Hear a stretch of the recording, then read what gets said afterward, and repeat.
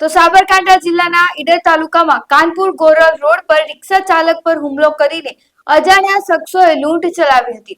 રિક્ષા ચાલક બે મુસાફરોને બેસાડી કાનપુર ગોરલ તરફ જઈ રહ્યો હતો ત્યારે ગોરલ રોડ પર બે મુસાફરોના 4 સાગરીતો પહોંચી ગયા। આ બધા લોકોએ રિક્ષા ચાલક પર હુમલો કરીને તેની પાસેથી 80 થી 90 હજાર રૂપિયાની રકમ લૂંટી લીધી હતી। હુમલામાં રિક્ષા ચાલકને ગંભીર ઈજાઓ પહોંચી છે। ગંભીર રીતે ઘાયલ રિક્ષા ચાલકને 108 ઇમરજન્સી સર્વિસ મારફતે તાત્કાલિક સારવાર માટે હોસ્પિટલ ખસેડવામાં આવ્યો હતો।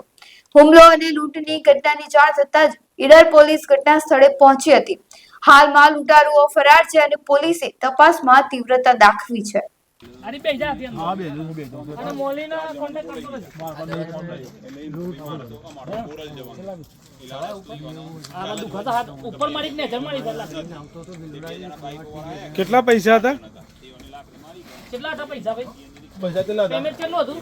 કેટલા પૈસા હતા તાર જોડે? એક્ઝેક્ટ કેટલા હતા? अंदर नहीं वो तो थे अलग अलग पेमेंट लेना है तो इंडियन बिल हंगाती पैसा आता है। કઈ કંપનીનું કામ કરો?